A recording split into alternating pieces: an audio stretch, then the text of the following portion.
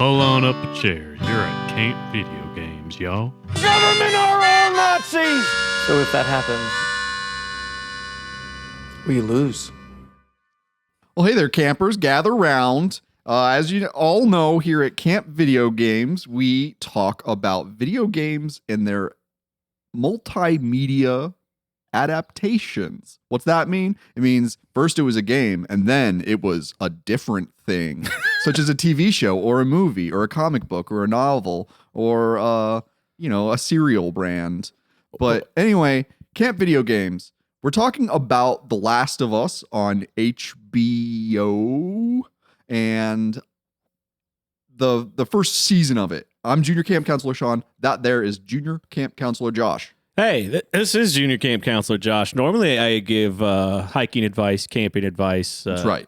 things here. But actually, you just raised a very interesting question. Yeah. Cereal, is it media? Yes.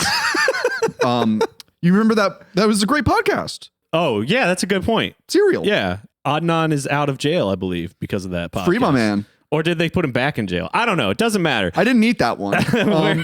We're here at Camp Video Games talking about The Last of Us TV series today from 2023. HBO, quote unquote, prestige television. Y'all got to watch it because it's prestige television. You have to wear a suit and gloves and a hat and a spectacle when you watch this show. It's automatically good because Joel is now a Don Draper. He's a Tony Soprano. He's a Walter White. How come none of these are women? All right. Who was the lady in Weeds? That's if we put it in video games terms, Weeds is AA prestige to me. Okay, yeah. Weeds is a Persona game of prestige TV. Actually, not in that, because Persona's good in that it has style. Weeds is just, it's another one of these, but it's a little lower budget. I just learned that there was almost a Golden Girls video game that was a Persona style RPG. God damn. We could have had So Blanche sick. Devereaux's sexual exploits in full immersive 3D. I'd play the hell out of that. I've been watching the shit out of the Golden. Speaking of TV, that's good. Yeah. Golden Girls is the only good TV show left. Yeah. Speaking of, okay, I'm begging people, hang with us if you're a Last of Us fan. I don't think it's a very good TV show. Just gonna put that out there.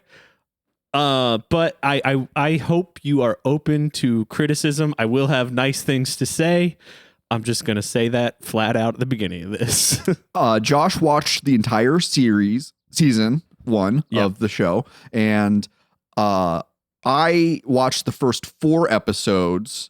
And now, for context's sake, I played The Last of Us 2, and Josh has not. Yeah. So season 2 is kind of a switcheroo here, where it's, well, in any case, we're not going to talk about every episode in depth. We don't know all the facts. We're not making you wear a suit and tie and gloves and spectacles and a top hat. We're wearing Hawaiian shirts. Yeah. We're wearing shorts. Also, I'm wearing flip-flops. You can see my toes right now. Yeah, I mean, we're examining this more as I think a cultural and media product, especially because it's very of the moment compared to most other things that we've played or watched, because it's from 2023.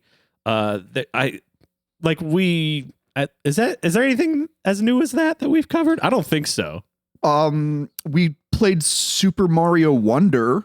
That's probably like, the that's not newest- like a cultural thing. There's something about We an talked about the new HBO Super Mario Brothers movie. yeah. And a few dozen of you listened. Yeah, there's some, but like there's. I know what you mean. Last of Us TV show is quote unquote of the discourse. Yes. Oh, very much so. You know, like it's something people talked about on social media, and like that. Obama probably watched this. It's on Obama's a year-end it's a watch great list show. type shit. That's a very good way to put it. It would be on Obama's playlist. And like just glancing at like the numbers, it's interesting to see like that there's I don't know, we can call it like a Game of Thrones effect or something of the numbers, the ratings of the show go up as the series goes on. Yes, it's a snowball effect. It's gaining popularity as it's progressing. Yeah, which is something that's, I think, I call it like the Game of Thrones effect, because that's one of the shows that it was going as people were actively onboarding to the a la carteification of like media consumption. Yes. Of like, you sign on to a streaming platform. Oh, all the old seasons are here so I can catch up. So that by the time you get to the final episode or the final season, you've got full buy-in from the audience who has been watching backlogs of streaming. Like, that's a newer phenomenon in television. The last TV show that I would keep up with as it was being released was The Walking Dead. And I remember, like, I mean, I forget what time the show came out. It was probably like 9 or 10, but they would do a repeat showing of the episode on AMC to make up, because it was such a cultural, like, explosion of popularity that, like, you had to keep up with it in real time. Mm-hmm. I remember the house of sad people that I was living with, we ran out of weed. But The Walking Dead's about to start, and our weed guy was like a 30-minute drive away. And so I drove so dangerously to make sure that we had weed blowing as soon as That's interesting, because like that show and Mad Men, I had the same experience with, of like, one, we're just the right age for it, that you're just living with a bunch of other depressed dirtbags when it was on. But with substance abuse issues. Yeah. And it was like the last cultural moment where you had to have seen the episodes. They weren't, because on HBO, they immediately go to streaming as soon as they've aired live, right? Whereas in that situation, if you missed the week before, your roommates had to catch you up if you wanted to watch it live. Or TiVo it, I guess. Yeah, or you had to TiVo. But I wanted to be with the boys. Yeah, you know, like the boys. It was whereas this is not that. This is like, I would never drive over the speed limit to catch The Last of Us. I would not either. With a trunk full of sweet mids. Yeah, but it did rely on back to like what spawned this part of the conversation. Its ratings go from 500,000 viewers of episode 1, and it doubles to 1 million by episode. How many are there? 9. The end. Yeah. Which is, I think, just it answers that question of where does this live? It lives in the discourse, and I am pretty over the discourse at this point in my life. I'm detached from the discourse. Yeah. I have like plugged my ears to a lot of the discourse in an attempt to not cancel myself. Yeah, and in case I haven't told this story before on the podcast, I'm going to reiterate it.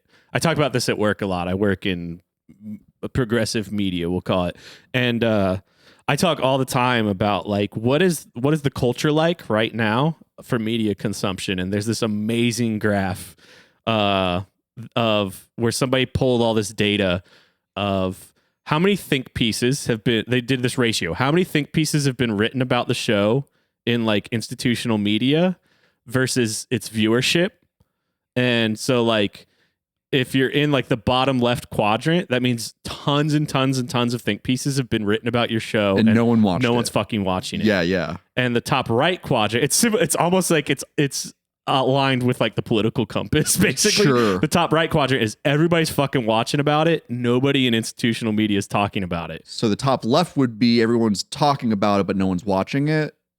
Bottom left. Anyway. Yeah. Anyway, it doesn't matter like where it is. The point is the discrepancy is at the time it came out, this chart was 2023-ish. Sure. That's when the show premiered, 2023. And the last show I've enjoyed watching in real time, well, one, there's Righteous Gemstones is still good. I don't think it was on the list, but the big one at the time was Succession.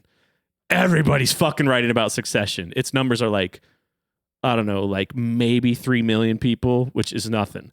And then the fucking Yellowstone's an interesting show. Way up there of everybody in the country's fucking watching it and nobody's talking about it. Because it's so scratching the level. It's so basic. What Yellowstone is just a celebration of masculinity and of the American like Western spirit. Yeah. And I have not watched a peep of Succession, so I can't speak on that. Yeah, I don't know anything about it. Honestly, it's just like the two sides of the culture war nonsense of like Yellowstone's for the chuds and Succession is for like the egghead like intellectuals, you know? Yeah. And like The nerds and the jocks. yeah, and like people like quantity wise kind of hate like the nerd stuff. And The Last of Us is so interesting because I think, and I made this argument throughout our game analysis, like its worldview, its stupid hypothetical question that everyone thinks is brilliant, its premise is for the chuds. Yes, yes. Like that, like the Joel Charlie problem thing of like, well, what if it was your kid? That is like a thing like a chud like Ben Shapiro would use to be, well, imagine this situation in which it's the end of the world and your child and like it's like this dumb question. I'm like, I don't care. But especially in 2023 as a TV show, like the influence of like the identity politics, like, oh, we need diversity for diversity's sake. It's very cynical. It creeps in so much throughout the show that it's even more confusing than the game to Sure. me. You didn't watch far enough to get into like the real highlights of this, but it's really silly. Anyway, yeah, it's a weird show. People love it. Well, it does the emotional footwork to manipulate you into having a genuine reaction. Like the same way that the game, like I had tears a couple of times throughout playing the first two Last of Us games. There's been murmurings from Naughty Dog that there's never going to be a Last of Us 3 in recent news in late March here of 2025. But then there's also some indications that maybe it will happen. And it's just It'll be like a long time if it does, because their new game looks extremely triple, quadruple A and extremely long development cycle. Sure. So with the success of the HBO series and with the critical acclaim of the sequel to the game, I see them just sitting on a golden egg right now, and like you want to. There's gonna be some guys in stays- suits pointing guns at Neil and saying whether you like it or not. Yes, give us another Druck tale. Woo! Or tales from the Druck side. From the dark, twisted imagination of Neil Druckmann. Right. It's I think there's a lot of course correction between the 2013 game and the 2023 series, because this is a decade older Neil Druckmann, who is, I mean, this is now when the game first premiered, it was The Last of Us. Now it's Neil Druckmann's The Last of Us. And that's, I mean, he's got the clout. He is putting in the work. Yeah. And I mean, he has made me cry as a consumer a couple of times in a way that I'm not angry at him for it. I like some of his storytelling decisions, and I really admire the success that he's found in this platform. I mean, it's keeping me interested, but which I just want to comment on that for a second. Like, I don't hate the idea of gaming moving towards like an auteurship of Neil Druckmann's The Last of Us, Hideo Kojima's whatever he's doing, Sam Lake's Alan Wake, Shigeru Miyamoto, like these people who have done the work. They have made, like, they're not famous on accident. Yeah, and like that's most games I look forward to at this point are that. Like, I've been telling my partner, like, man, I just ever since Metaphor Refantasia, like nothing's excited me. I don't have any games to invest in. I'm actually like reading books. Oh, it's so boring. And the next thing I'm looking forward to is Death Stranding 2 at the end of June. I'm like, give it to me. Yeah. Are you going to replay the first game? I thought about it actually just this morning. There's a movie coming out for that. Is there not? I don't think so. I thought that was announced. It basically is a movie. It's so good. Anyway, back to The Last of Us. The Last of Us.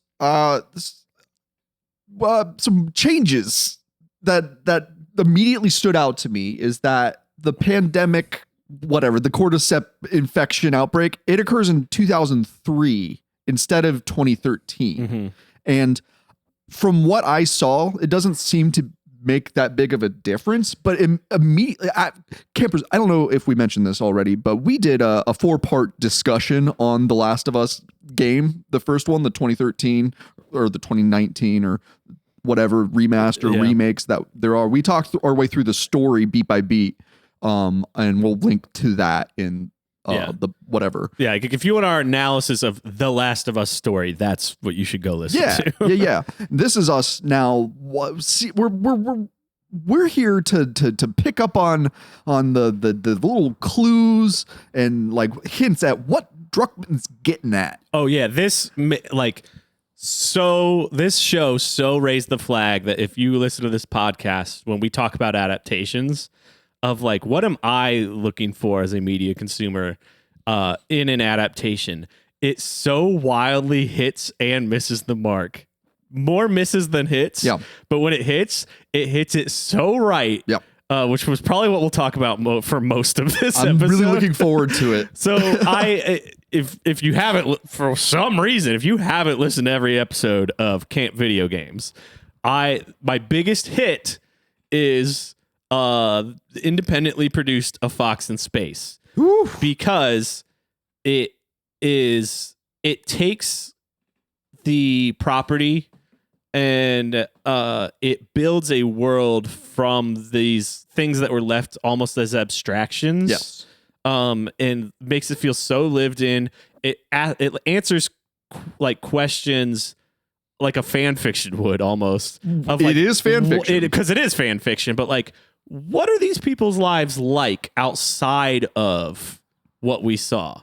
And then on the wild end of the other spectrum, the one I think I hated the most would be what's the fan Resident Evil one we watched, The Keeper's Diary. Yes. Where it's just like, see the thing?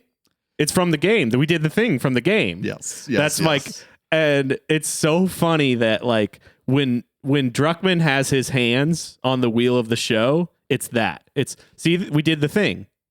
We did the thing. It's like we killed the child. It's not even. It's like, see, I put the camera exactly where I put it in the game. Yeah. Like, and I go, okay. And the first episode, I believe it's, let's see. Yeah, he directed the first episode. And he directed the first episode. He directed episode 7, which is basically the Left Behind DLC. Okay. And he did the last episode. And those are the episodes that do that the most. So it's very clear, for whatever reason, he thought it was interesting just to do the exact same thing with a camera instead of a game engine. Well, I understand that because a lot of thought went into the development of why it looked that way in the video game. Mm-hmm. Which means that to adapt it, he's able to expand on what he's already started. And I mean, this is the whole, like, the whole idea of an adaptation is it's like, how do you, like, I show you a page and that page is a color that you've never seen before. I show that to you and I say, describe this page. Mm-hmm. You will say something completely different than what I show the same page to somebody else.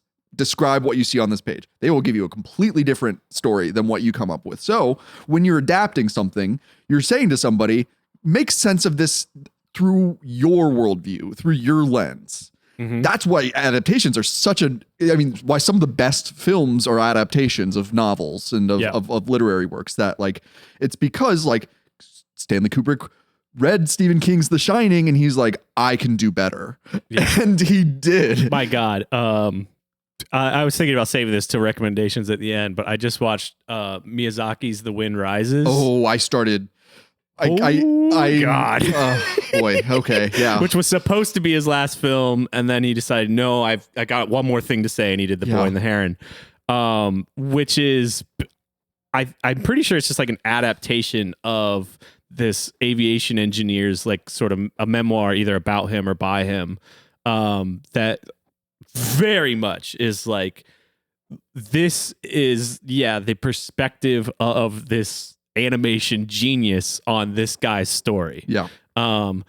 Whereas with Neil Druckmann's The Last of Us, these episodes where I'm talking about where he has his hands on the wheel, I still go back to like, I don't quite understand what he wanted to do, other than like the one thing I will give him credit for that like I didn't even notice it until literally like the final scenes is like, okay, well, one thing he's doing is he's clearing up a little bit more of what is this character feeling, because in terms of Joel, Ellie, in terms of whoever, because like there are moments that happen where it's like I'm in the game, I'm in control of the character and the conversation is just happening. When it's a director is choosing, here's where the camera is, I'm pointing it at the face of Ellie, listening to Joel lie to her. I get a better perspective of how much she's like wishy-washy about the fact that he rescued her. Well, she doesn't know or whatever that he rescued her. How like conflicted her feelings of trust for him are. Like that's more established by directorial choices instead of like, we're just wandering through the woods to Jackson County and they're having the conversation. Yeah. And I'm just like based on the audio determining how they feel until we get to like the final cutscene where we do have like a controlled camera or whatever. Like that's interesting. But then when it is like, here's the cutscene beat for beat, I'm like, who fucking cares, man? Well, here's another reason why HBO decided to do this is because the story of The Last of Us is what people talk about the most. Yeah. And there's like, it seemed to do really well as a video game, like, and video game adaptations are doing, we were in a adaptation of video game renaissance right now. Yeah. Which will then inevitably lead to a dark age and, and then nuclear winter. And well, then we don't have to worry about anything. Yeah. But with, it's a safe bet. Because like the story is laid out. And so what this is doing is The Last of Us on HBO. This is like, hey gang, maybe you don't play that PlayStation, but here's a great story. Yeah. It's so for the hashtag discourse audience. My grandkids have been playing this game and I saw it's hilarious to me. Like, and that's I get that. Like, why do it beat for beat like the game? Because they think, oh, we got this right the first time. We're trying to do this for an audience who would not play a video game. Yeah. I think we did such a good job that we can appeal to an audience who wouldn't play video games. But that leaves nothing for the people who already played the game other than like the hogs who are like, I just like knowing that like my stories that like I'm embarrassed because they're video game stories are being told as prestige stories. And I don't even know if that hog exists anymore at this point. Like those people like hate us egghead lib whatever types, you know, skinny jean liberals. Yeah. Well, it's here it is, and you watched every episode of it. I did that to myself. Which is surprising because in our last talk about The Last of Us, like that was a while ago in terms of how we've been recording. Yeah. I needed a palate cleanser after talking our way through that because I played the first game 3 times and I played the sequel once. And once I started watching episode 1 of the show, I was like, I need a break. I need a cartoon. I need to smile right now.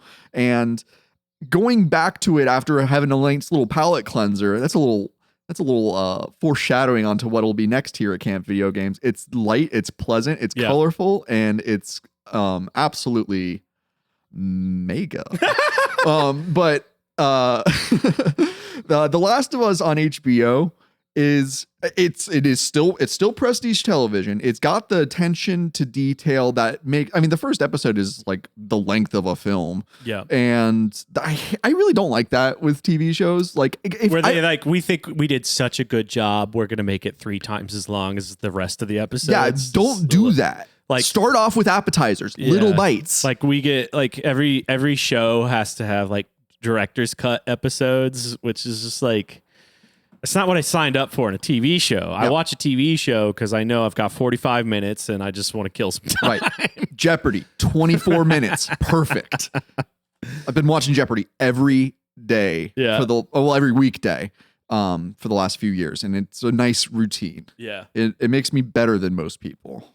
Yeah, we do crosswords in this house for the same sort of routine. But like, yeah, that first episode, it does a little bit of both sides of what I'm talking about. Of like, oh, here's the exact same thing we did in the game to try to get a new audience. Here's some new flair. It's also blows through most of the budget for the show. We get a lot of talking head shit after the first episode or two. Mm-hmm. We see very few zombies. I don't think there's any zombies After the first, in the fourth episode. or infected. Sorry, Yeah, I don't remember. Sorry. But yeah, for sure. It's bloated. It's a bloater. The first episode's a bloater. An armor-plated gigantic mushroom monster. And some of it's cool. Some of it's cool spectacle. Some of it's fun. I think to talk about the first, because we're not going to work our way through every episode. There are specific episodes. There's a specific episode that I'm really excited to talk about. And the fact that you all know which one it is. Oh, episode 3. I think answers a lot of what we're saying about the show. But with what episode 1 added, in terms of adding to the oeuvre of the zombie genre, where it is like literally like, I mean, go back to Night of the Living Dead. It's the same movie over and over again. Mm-hmm. And what The Last of Us does is it makes an amalgamation of a lot of these zombie tropes, and then it, makes it a little bit funkier and fresher with the mushroom idea. But what emotionally it did that I thought you would approve of based on our talk through the video game is that it gives you so much more context about who Sarah is as a person. Yes. And that was a welcome addition. Because if I'm playing a video game, I don't want that. I want, let's get to the point. I want to shoot a zombie. I am an impatient gamer when I have the controller in my hand, which is why I sometimes feel so silly playing games that have 30-minute cutscenes and I'm just holding a controller. It's not like you watch TV and you just hold the remote the entire time, but when you're watching a cutscene and you're just waiting to press a button, I feel manipulated and I almost feel a little silly. It's got to be. It's so hard. It's funny. You and I were talking about another podcast, the State of the Arc podcast, right before this. Oh, sure. They just did an episode about how to save Final Fantasy as a series. Because it's been so dependent on just AAA budget graphics, and we're at the ceiling of that now. So how do you find new spectacle to excite people with? And when it comes to watching a cutscene, so many games are look, we spent so much money on this character model that just take a look at her. Just take a look at it. So every scene is just talking head, talking, back to the other talking head, talking. That there's no budget left for to show versus tell in games anymore. Metal Gear Solid 2 did it perfectly, where during certain cutscenes you can move, or I'm sorry, 3, Snake Eater is the one that I think of specifically, where you can go into first person mode at certain points during cinematics, and you have control of the camera to a very slight degree, that's where they snuck in little cameos from the Sorrow, the rain, the rain monster man. That was a really interesting way to gamify the cutscenes, but with a TV show. Also note, just writing too makes a huge difference. Metal Gear Solid, I'll say Metaphor ReFantazio again. It's you've gotta be willing to pay people who have interesting ideas and can write if you want to do a lot of just talking in games. Those people are working on The Last of Us. We have really good writing to some degrees. At certain points, there are moments that are just this is an important gaming moment. And that sounds silly at this point because it's such an old industry, but it's constantly evolving and reimagining what is the peak, what is the epitome of what we can accomplish with a controller and a couple buttons. How can we make this fun? And The Last of Us is a fun game in its own right, and it also has a compelling story. Yeah, which is funny. because as you say that, I'm like, I enjoyed playing The Last of Us a lot more than I enjoyed the story. And it's funny because like I don't love big ultra violent things as much as I used to. Yeah. But like a lot of that is stripped away in the show. I joked throughout our analysis of the game, like there's so much ultra violence. Joel kills so many human men throughout the game that you're like, this guy's a monster. And in the sequel, you get to kill women too. It's great. Diversity, baby. Okay, well let's go back to episode 1 here. Right. What I was the finish of thought, like when I'm not holding the controller in my hand, I'm a lot more patient with character development. That's an important part of watching a story unfold, is how the character starts, what they go through, and how they come out the end. Like that's a story. Mm-hmm. A thing happens. What did it change? Etc. Yeah. And usually that's told through hardship, toil, strife, violence, heartbreak. And like The Last of Us does all of this, and it incorporates all of the different kinds of grief that you could feel. And it's this synthesized, like here, drink all the, it's like when you mix all the sodas together and it's a suicide, right? It's like, drink it, feel the pain, feel the emotions. Your daughter's dead. Yeah. Your wife is dead or something. Yeah. And like, you know, there's, the show, I was willing to allow these additions. I'm willing to allow, what am I, a king? But like, I'm way more receptive to, a scene. In a video game, I want the action, I want control. But in a TV show, in a movie, I'm willing to just be like, okay, go for it. But then again, I play more video games than I watch TV. Yeah. So I'm a control freak. That's why I'm a cook too. I just learned this about myself. Like I like to cook because I have complete control over what's going on. Yeah. And that's one of the only times in my life that I feel that. Besides when I'm playing video games. Yeah. And writing. So yeah, there's some things I want to talk about in episode 1, the way the show is introduced, the way the world's introduced. So 2023, we're at the peak of like identity politics, diversity for diversity's sake. I don't think so. They changed. Sarah is now an adorable mixed girl, which like I have no qualms with. Absolutely that as a choice. If I want to get like extremely like, you want to do identity politics, right? Why do you kill off the black girl in the first episode? You know, like, ooh, right? I never thought of it that way. And they do this throughout. They do a lot of God, and it's so weird. Okay, I'm gonna go into this. So like, they also in the Pittsburgh part, they changed it to Kansas City arbitrarily for some reason. I had a hard time keeping up with the locations. It doesn't in the matter game. where it is, Yeah. but like it raises the show raises these questions of dominance hierarchies. Yeah. That like I didn't have so much in the game, where the game is just a bunch of ultra violence where it's usually just white men killing white men, which like if society collapses, that kind of makes sense to me, that like the dominance hierarchy that we have now will actually just become more amplified. Mm-hmm. And like those are the people who already hold resources, so they're going to hoard them even more.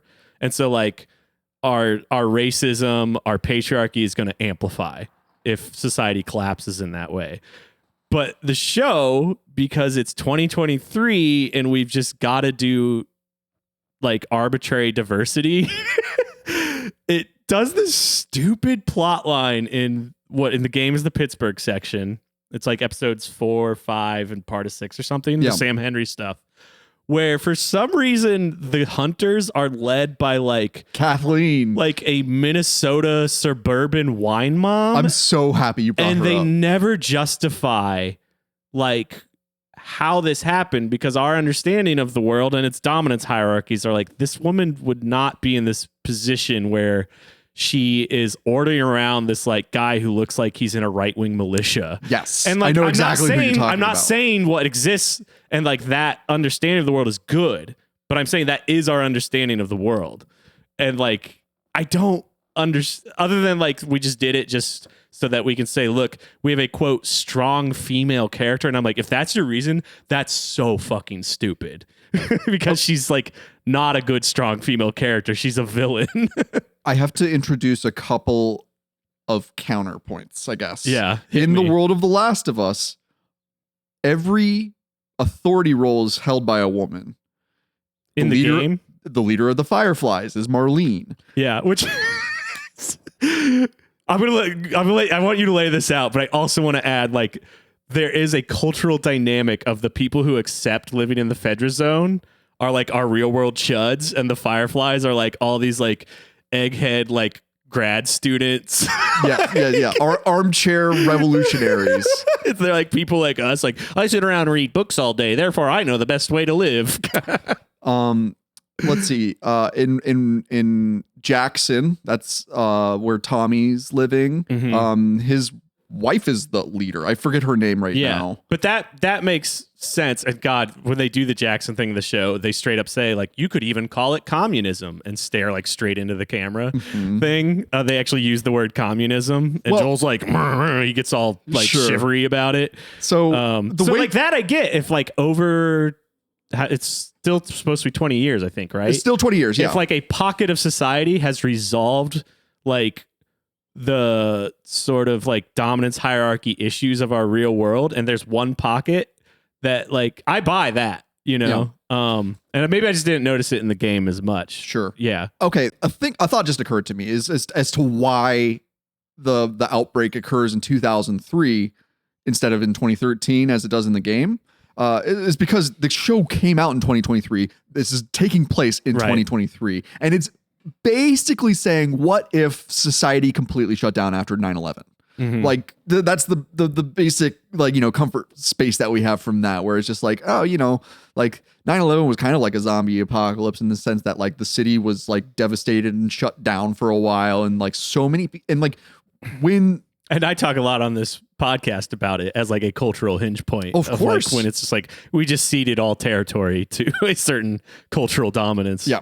And okay, so 20 years after like society shuts down, this is the shift to a matriarchy society. Like this is like, because like the patriarchy, look where it got us kind of idea, where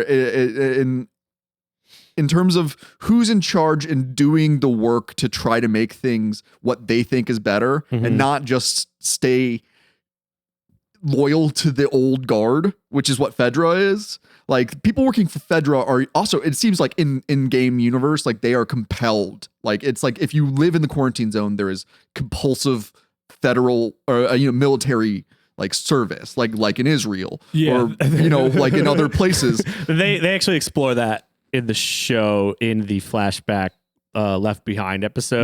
Nice. Like Ellie, she's in military school. She sits down with like her military school officer, and he's like, you're on track to do this type of work, which is a little better than like basically, what's her friend's name? Riley. Riley is on track to be like a shit shoveler or whatever. Yeah. And that justifies why Riley wants to join the Fireflies and Ellie doesn't. Interesting. Which is interesting. That's a really good, compelling reason. There's things like that in the show that I'm like, oh, good, you built the world a little more. Yes, but that's why I have to like, and I know it's ironic that I didn't even watch all of it, but I celebrate this series because it is putting in those little extra details that if it was in the game, I would just grow impatient with it. But now that it's in this format, like I'm just, it's like, it's considering the world, you know, the vibes right now. I got burnt out on this world pretty easily. Yeah. No, I'm in the same boat. Okay. Which also I think it also maybe explains where some of my like critiques are coming from, of like, I don't want media that like forces not like forces you to live in this world, but almost like, again, it's like going back to like how the premise of The Last of Us, the trolley problem, and like its weird tweaks on it feel just so like reactionary, stupid, dumb guy argument to me. Which, back to episode 1. Okay. Yeah. So playing with, we've changed Sarah to this like cute mixed girl. Wait, it's like stupid Star Wars, everybody's a Skywalker logic. Yeah. But I thought like, oh, wouldn't this be fun if like, what if Marlene is Sarah's mother?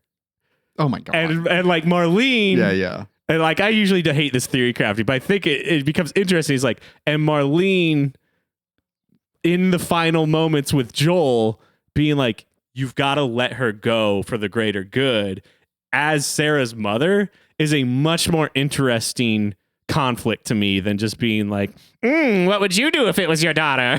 You know? That's a really compelling idea. I like that. Like it's stupid Star Wars, everybody's related logic. Yeah, but that's fun. It's fun. It gives you goosebumps when you hear that kind of stuff. That's like ASMR for me. I love that. And like with Marlene's a black woman in the game and the TV show, I'm like, like in the back of my mind, I was like, did they do this on purpose to play with this? But like, I think it was probably just like, it's 2023. Yeah, interesting. Ooh, okay.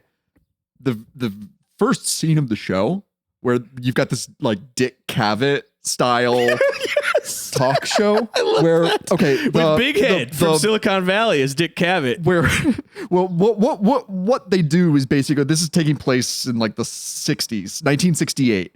And the Dick Cavett style character, he's interviewing a scientist about like what the likelihood of a fungal outbreak, I guess, but they straight look into the camera and they're like, global warming will cause like irreparable damage to the planet in ways that we can't even fathom. Okay, and it's just like what they're doing is they're basically like justifying the fact that like due to global warming, the mushroom biology will alter so that it can survive higher temperatures, thus making it able to survive in the human body. Yeah. Which is that's the zombie apocalypse, is that the people can now be infected with the cordyceps brain infection. And I'm glad you made this human warming, climate change connection, because the thing people miss about climate change over and over and over again, nobody fucking talks about the fact like it's here. Yeah. Like people live the apocalypse of climate change now, but shout out North Carolina. Like people like you and me, like who live basically just by nature of living in America, and our whiteness has some impact to this. Our maleness has some impact to this. It's like we are in the at least top, I don't know, just throw numbers out, 20-15% of like the last people it's going to impact. Right. The Last of Us. And that is the nature of our existing dominance hierarchy of patriarchy and like racial and patriarchal hierarchy or whatever. And like, that's where I'm saying like the game doesn't explore like, would that or would that not continue? It just kind of decides, it breaks down. And like, we are proving right now, no, it amplifies. Like, we board up the walls around the wealthy white people is what's happening in the real world now. Or you purchase a private island that you're then developing bunkers for. And I'm not saying like the game and the show are 100% wrong, because I can't say like, oh, but if it happened overnight at that scale, would it look different? I can't say that for sure, but I have my hunches, of like who already has the resources, who has the guns, who has yada yada. But back to the Dick Cavett show thing. I agree with you. It was kind of this like silly, obvious metaphor, but I also love again, I don't know the actor's name. He played Big Head on Silicon Valley. Like, he's being Dick Cavett. It's pretty good. Like this like balance of like serious intellectual show with a funny host. It's like, it's pretty good. Dick Cavett is a very good show. Dick Cavett is a genius. He's a fascinating man. What a cool career too. Mm-hmm. So another part that I really appreciate, that the work that this first episode does, because this is a feature film length episode. Yeah. What I love about the first episode of The Last of Us is more and more. They start playing with. Do you remember the scene in Shaun of the Dead when Shaun like goes to the store? I think I know exactly what you're about to talk about. And it's So it's just like this like The kind of hum of Day Zero happening in the background. yes. Yeah. And that oh my gosh. Okay. So we learned that the way that the fungus spreads in initial waves is through contaminated bread flour. And through the first episode, watching all of the chances that Joel and Sarah are given to eat bread and they don't do it, it turns into a very fun little game in itself. Because it's Joel's birthday. It's the same as the game, right? Where it's like it's taking place on Joel's birthday, and Sarah wanted to make him pancakes, but he didn't buy pancake mix, so no flour. Their neighbors, I forget the name. Oh my god, that incredible spooky old woman. But the neighbors, they're eating biscuits. They offer biscuits. They say no thanks. Sarah, after school, after she does, she gets the watch fixed, which is another great scene. That the scene where Sarah she steals her dad's watch and some money out of his bedside table so that she can go get it repaired for him. It is incredibly intelligent in the way that she's like, he's not going to do this for himself, so I'm just going to do it. Yeah. And like, what a nice kid. Like, what a thoughtful kid. And again, it does the legwork to really make her loss that much more impactful.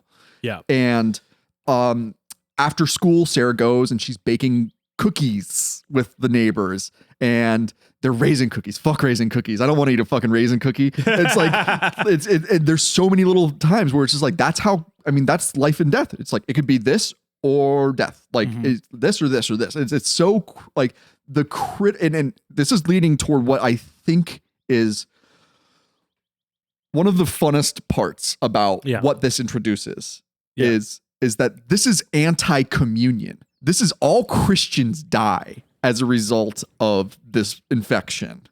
Yeah. That's a farther extrapolation than I would have thought. But I'm interested. Okay.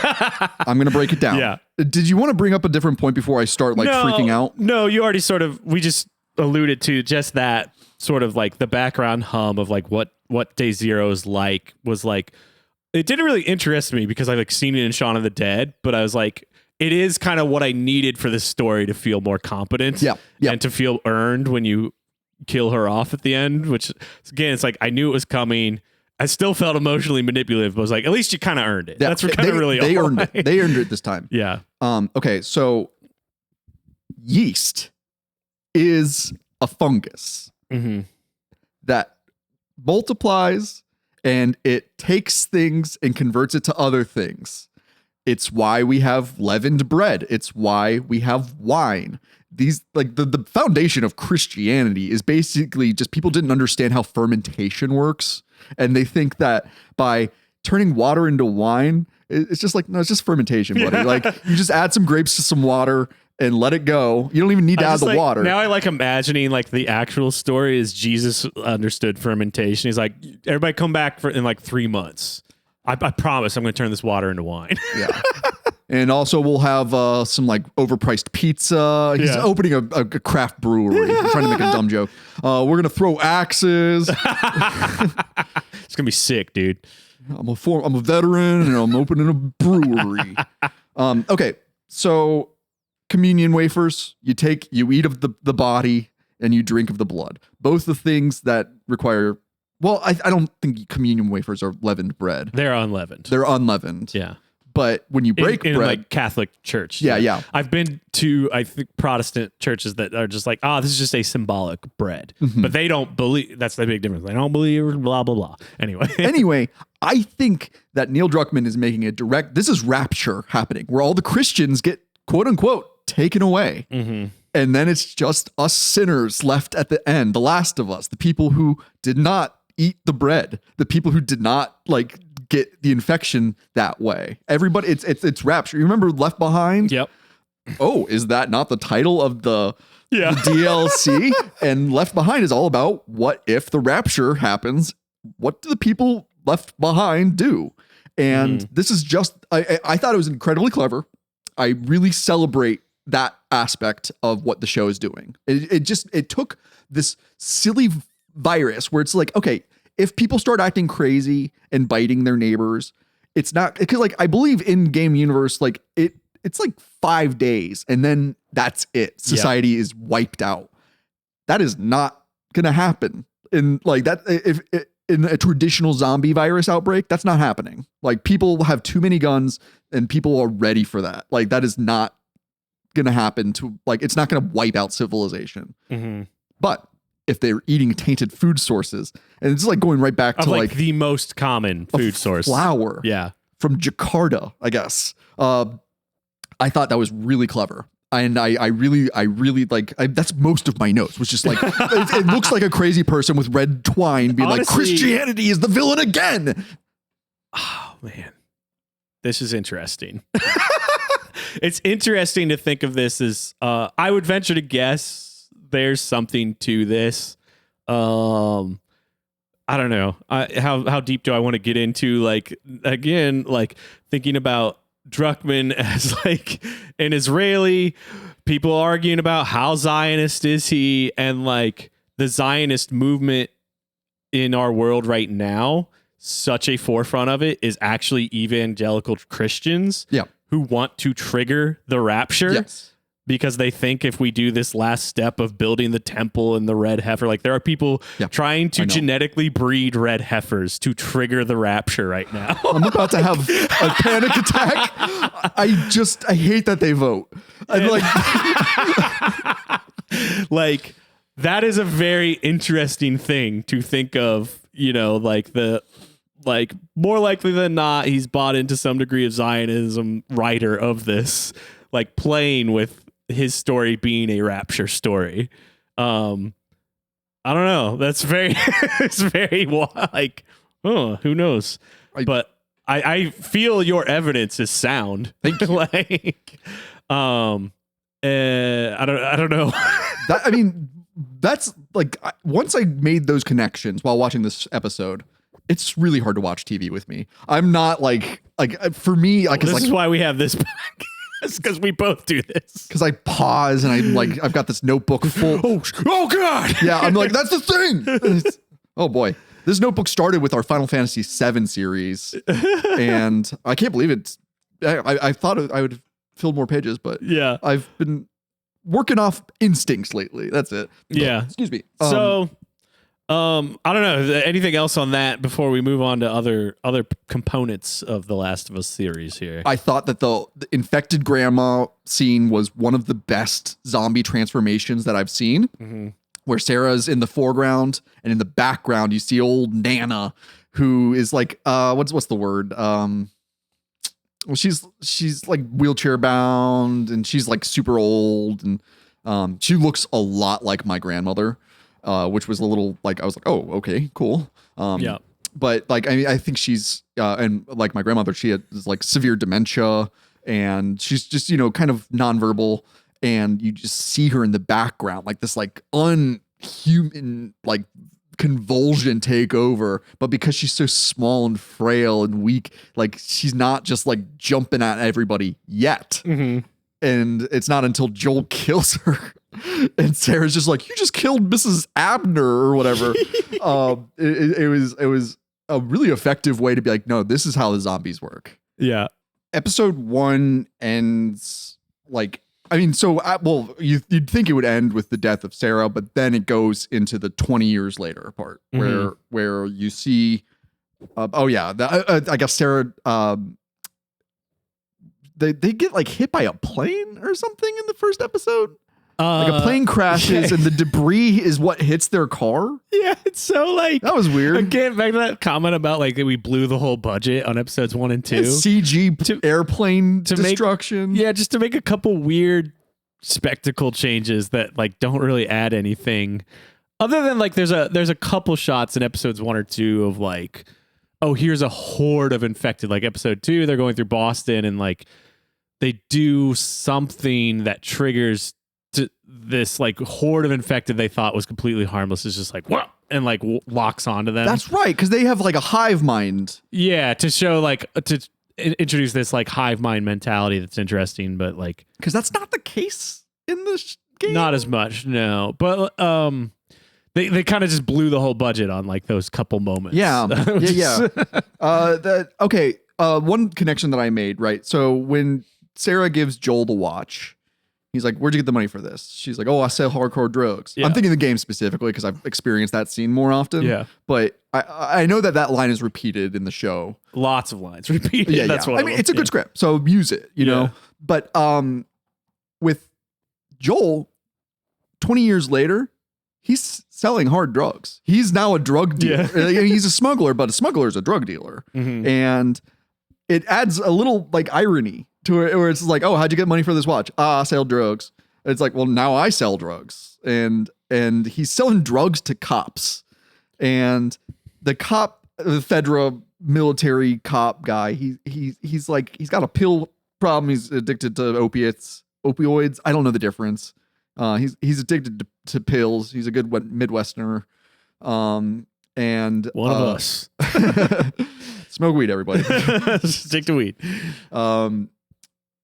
He like the cop like threatens Joel essentially. He's like, "I could just kill you and take this." And then Joel rightfully so, he's like, "Yeah, but then where do you get the next fix?" Like that's the drug dealer's protection, is at least he's got a connection. Yeah. Some of the hierarchies, power dynamics Oh yeah. are a little more firmed up Yeah. than they are in the game for me. Very reminiscent of Children of Men, where there's a cop who's buying weed from Michael Caine's character, and it gives Michael Caine protection, but it also puts him at constant risk because this cop could just flip on him, and it's apparently that's what's going to happen in the next 20 years. We're going to have mushroom people, and then got to sell drugs to cops. Might as well. If you sell drugs to cops, give them poison drugs. Didn't hear it from us, but do it. Joel's like working. He's like doing all the jobs that he can right now. He's like just trying to like work the pain away. It seems like it starts off with like, you see an infected child enter the quarantine zone, and they're like, "We're gonna kill this kid." Yeah. They do it in such a tender way that it is very manipulative, where it's like, what are they trying to say right now? Yeah. That they're doing the right thing, or that like they've just found a better way to do it? It made it very hard because this infected kid like stumbles into the quarantine zone, and federal officers, like, they gave her the test and they're like, "Oh, she's infected," but they don't scare her. Like, there's still humanity. There's still the milk of human kindness is still flowing, but it's just in such a subverted way that it's like this like cop like basically just like tells the girl it's like putting a dog to sleep. It's like give it the chocolate, making sure it's happy, its tail's wagging, and then just shh, we're going to sleep now. This is what I've started in the last year or so referring to as quirky fascism. Yes. It's everywhere. Yeah. Like, I can't take credit for that. The podcast Trillbillies is where I first heard it, and I don't know, maybe as like fellow white, they're actually Appalachian. We live on the cusp, but like Midwest opiate world, like we live in like real America, you know, and there's something about like the ability to see that comes from here. I think like this, because it's long, and like the show's production, it's like cloaked in this blanket of like liberal identity politics, and this is like sort of like, oh, we're gonna make it like the fascism more complicated by showing like it's a compassionate thing that like it has to be done for the protection of the greater good, and like, ooh, let's complicate what Fedra does as like a blah blah blah blah blah. You know, it's like an ICE agent being like, "Yeah, I separated the kid from his mom, but I gave him a teddy bear." Yeah. My latest like quirky fascism thing was like, people are being, in the real world in America, like people are being disappeared for their political views right now. Yeah, and there. A few weeks ago was Mahmoud Khalil, the Columbia student, and terrifying footage. The video comes out, and it's just some chubby piece of dirt in an Avengers t-shirt. Yeah, we talked about this a little bit. Like walks up and just takes him, and it's back to The Wind Rises. There's this scene where like it's the early 30s. They're in Germany. some people run, like some Jewish people presumably run by the characters, and then some cops run by, and then you see shadows of them just like beating them and detaining them. It's like it's just humming along, you know?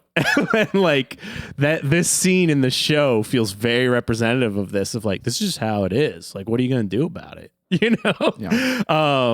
Yeah. This is so heavy on my mind right now. Yeah, I don't feel great right now. Yeah, because I feel very like, well, what am I going to do? I'm going to smash that machine. I don't have a system of like hierarchy and power behind me that would help. And it's just like, just let.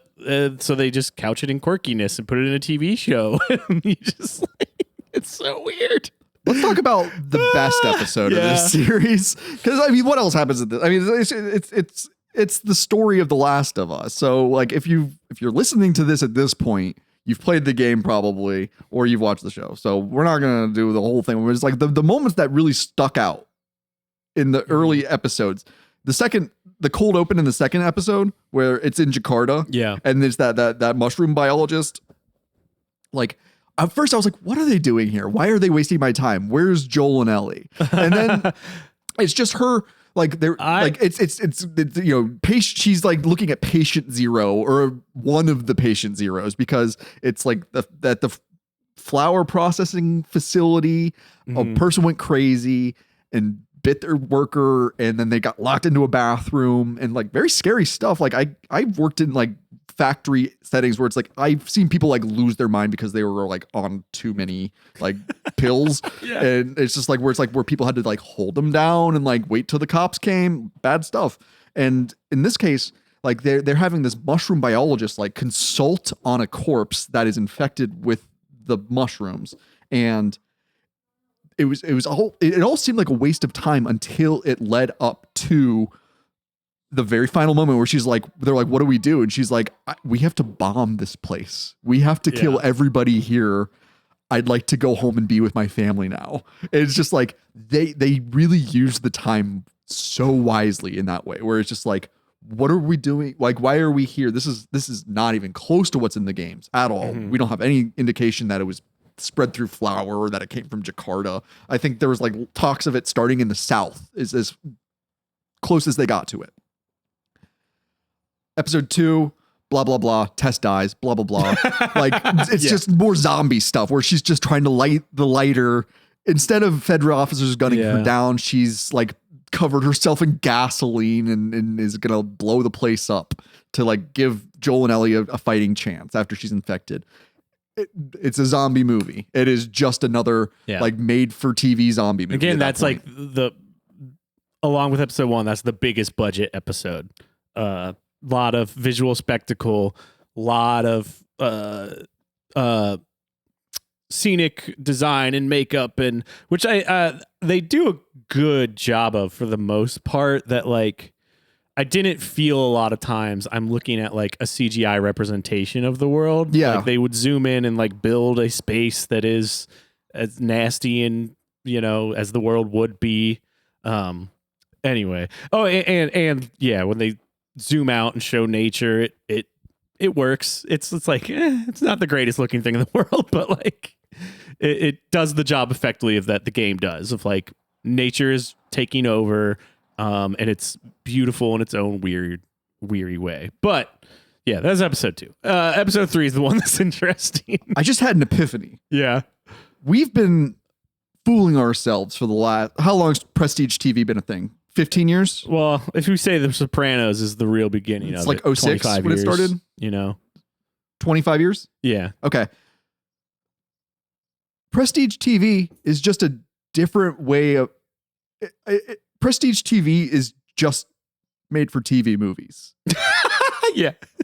Just repackaging like, made for TV movies. Let's stop patting ourselves on the back for watching prestige television. It's just cheap movies. Like, that's all that we're doing. That's the great cultural trick they played. Yeah. Is convincing people like, oh no, watching TV is as intellectual as reading a book. Yeah.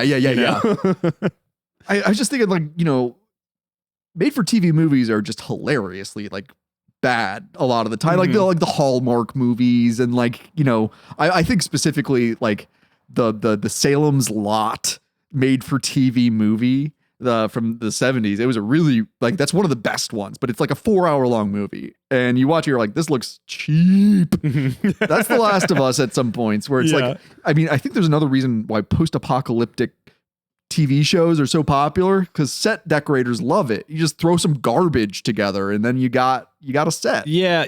Actually, I was running the math on this at one point and like, God, it's not in front of me. So somebody correct me if I'm wrong, but in the comments. I believe the budget for the entire season was something like $25 million. Okay. For 9 episodes. For, I think, 10 to 12-ish hours of content where, you think even like a talking head film, I don't know, like a thriller or something, you're probably talking at least the $50 to $100 million range on like a lower budget for an hour and a half to 2 hours. Like, right. And you got Pedro Pascal. I don't know what he was being paid, but he's used to making Disney money. So yeah, he's making that Disney money. So like, I don't know how much of it went to him. That like, yeah, the spectacle budget probably got blown through real fast. But then we move on to episode 3. Yes, solves this problem by zooming in and telling us a very human story. It does the thing I've been missing from The Last of Us all this time. Yeah. Is why would anybody bother wanting to live in this world? Yes. It finally answers that question. And if you give me a whole season of this, of exploring different stories about why is this worth fighting for, I would come around and I'd say The Last of Us is great. And I mean, now I'm in this, remain in this conflicted zone. Episode 3. Do you have the title in front of you? It's long time. Yes. The titles of the episodes are they all seem like they're references to songs or poetry at certain points. They seem a little too hoity-toity for my likes. Yeah. But okay, so if you were to ask Ron Swanson, what is the meaning of life? He'd say bacon. I like bacon. Yeah. So Nick Offerman fills the role of Bill, who in the game is like 1 degree away from a like Grand Theft Auto like side character. Right. My take on Bill in the game was that what's his partner's name? Frank. Frank. From all the clues that I found about their relationship, I thought this is almost funny. It's like Frank killed himself because Bill is so annoying. Yeah. Which is not necessarily the case, but he left Bill because he's so annoying and he died as a result. Right. And like that to me feels like you're playing this like kill your gays thing like for laughs almost. Oh, I didn't see it like that in the game. And I don't think that was the intention, but that's how my personal playthrough of it felt. Like I laughed hysterically when I found Frank's like letter. His letter, yeah. I was like, this is so funny. He killed himself because Bill's so annoying. Yeah. This is so different and I am so much more into it. Yeah. Oh, the episode, I mean, it's I like to watch TV after dinner. Mm-hmm. Like, I'll have a nice meal with Jeopardy. I'll watch Jeopardy with dinner. Cause we don't talk at a meal with whatever psychopaths. No, instead we yell trivia at the TV. What is blah, blah, blah? What is Canticle for Leibowitz? No. Okay.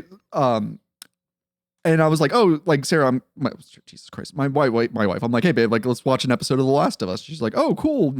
It's got Ron Swanson in it. And by the end of it, both of us are just like, oh my God. Like I wept as a result of this. And I know I say that a lot. I cry a lot, I guess, but that's okay. Yeah. But this episode was so beautiful. Like it was just a wonderful, yes. And you put it perfectly where you just zoom in, human experience, motivation for life. Why do we do it? Why? These are stories that interest me. Yes. Not stupid, hypothetical, reactionary, like, would you rathers? And thus I've proved my point. Bullshit. So Bill is a survivalist. He was ready for this apocalypse. You see him just it's like he's going to the grocery store. And when things are falling apart around him, he's just casually like, "Oh, I guess I'll go and get some propane tanks and do this and this and this." Yeah. Oh, okay. And like he's just so stoic and like just like kind of like he's just doing things so matter of factly. Yeah. And it's concurrent with the video game Bill, where he's this guy who's very competent in this particular set of circumstances, but in the real world, having a hard time probably relating with people. And like, I mean, it's just like super autism, where it's just like this man is like completely like, just like, I mean, he's a bit robotic in the way he's acting. And then he meets Frank because Frank fell into one of his non-lethal traps. And you see this relationship, just like Frank is a extrovert. Bill is a very much an introverted person who's like built the walls and he's like surviving. And it's what Frank helps this survivalist realize is what he was surviving for. I'm like getting a little, it was like, it hit me so hard when this episode hit. Like, it was like unexpectedly beautiful. Yeah. 100% agree with all of that. I didn't see it as like a on the spectrum thing with Bill quite as much as like, we can smell our own, buddy. He relates. He relates to the world, and it's because I'm thinking this because I related to him quite a bit, and I don't think I'm on the spectrum. Yeah. I think I'm one of the few people in my orbit who's not. But like, the moment that like sold me on this episode is, so Frank falls in the trap.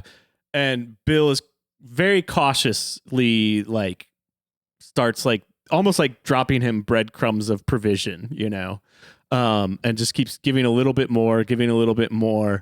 And then there's the moment with the piano, where I that's where I was like, oh my God, they actually can make something good and interesting.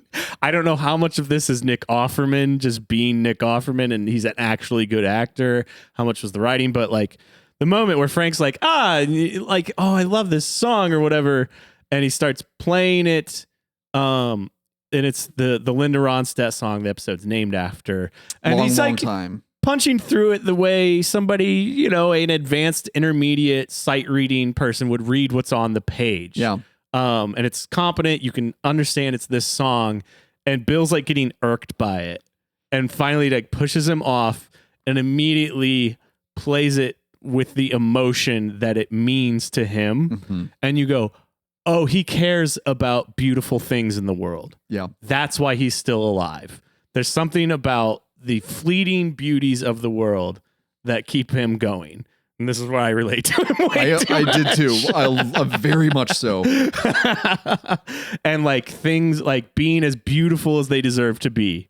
Is like, I did not give the people making this show credit for understanding that until that moment. I really wish this was it. I wish that was the story. Like, let this be an open-ended zombie movie that's just a love story. That's just these two lost souls that find each other and like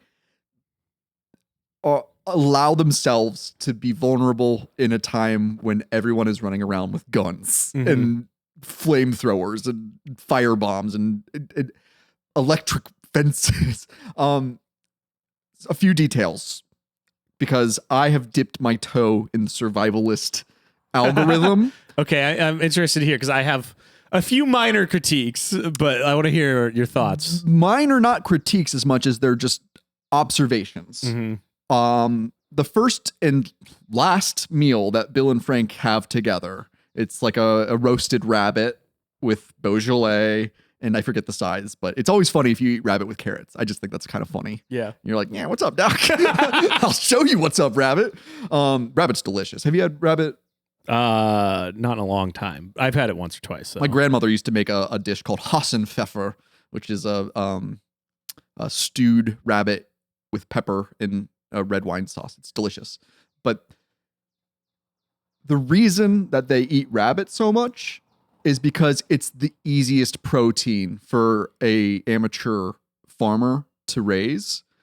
As long as you have enough carbohydrates and fats from other sources, rabbit is like the easiest, healthiest protein that you can. I raise chickens, and a lot of advice I've been given before is like, don't raise chickens, raise rabbits. But I don't raise my chickens for meat. They're just egg layers. Yeah. That, I mean, I ate my rooster because he became unruly. Being a goddamn son of a bitch. He attacked my wife, and then I had chicken a la king. Show him who the real king is. I'm the cock of the block, baby. No, but it made sense for them to be eating rabbit because that's an easy meat source to farm. It's they eat grass and vegetables, things that you can grow in the garden. They don't require that many complex, like they're very easy. And you can their pelts are great for making gloves, hats, etc., etc. Second, that's more toward like what you brought away from Bill. Bill is a person who loves beautiful things. He in this and like things done right, things done properly and clean. And and it's right in line with Nick Offerman as what's Nick Swartzen, different guy. That's the roller skater from Reno 911, Terry. No, but Nick Offerman. I have a T-shirt from his woodworking shop because a friend knows that my wife and I, we're big fans of Parks and Rec. Like that's one of my wife's like comfort shows. Put it on, Nick Offerman in real life is a woodworker who he brought some of his stuff onto the show, and you can buy stuff from his wood shop, but it's so expensive. So our friend was just like, "I got you a T-shirt from his wood shop. Very nice, thanks, Emily." But he stockpiles nice wine. Like that's one of the things. And also, I mean, after things all go to shit, he can just go to any cellar and just like have the pick of it. But unlike Joel, I didn't think to bring this up, but like Joel in the first episode, when he like decidedly blacks himself out, he's eating like a totally normal like amount of pills, right? Yeah. Before he like takes a fistful of pills and some toilet wine of like Oxycontin or I don't remember what it is. But like, so Joel's doing that. Yeah. Where Nick Offerman's like sipping Beaujolais and like, like Petite Syrahs and ooh la la. It's really like it lends itself to that, like, and in the game, Bill lives in a beautiful church in a cathedral or whatever wherever those he lives in Christians the rectory of a nice big cathedral. Rector damn near killed her. Bill is such a sensitive person, but he's also he's got the armor on, emotionally speaking. And Frank sees it as soon as Bill plays that song. I mean, Linda Ronstadt is such a wonderful artist. And like, I think also that choice is like good for me. Like, with like me and my partner, it's like Linda Ronstadt, Carly Simon, Karen Carpenter are like big rotation. Nice. Yeah. Solid. Green flags. So Frank sees his I don't want to say his like gaydar goes off immediately, but he's like, you have any girlfriends? And he's like, one time. And he's like, don't even worry about it. I know that wasn't right for you. Is there something about, does he say anything about his attachment to the song? It was his mother's favorite, I think. Yeah. I think that's what it came down to. I was just trying to think of like what other indicators he gives to Frank that he wants a male partner. Yeah. I don't recall, but and it's not that important. But what happens is Bill's this guy walking around. He's got a gun on his waist all the time, and for all intents and purposes, like he's in charge. But then Frank and Bill, like they have a kiss, and Frank is like, "Go take a shower," and Bill immediately does it. Yeah, and you're just like, they're a couple. Yeah.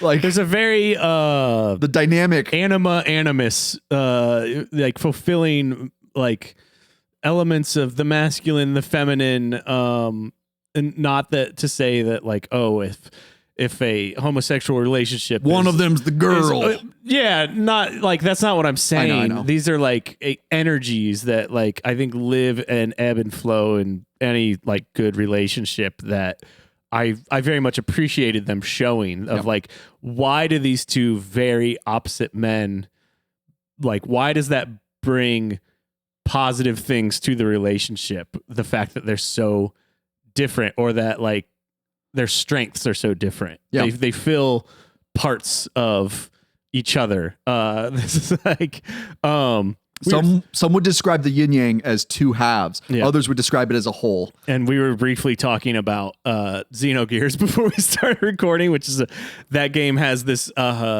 metaphor and imagery of like a one-winged angel throughout that like it takes a pairing of two sides of a set of wings for something to fly and thrive together. And this relationship is extremely exemplary of that same sort of metaphor of like they complete each other by filling the voids that were lacking on their own.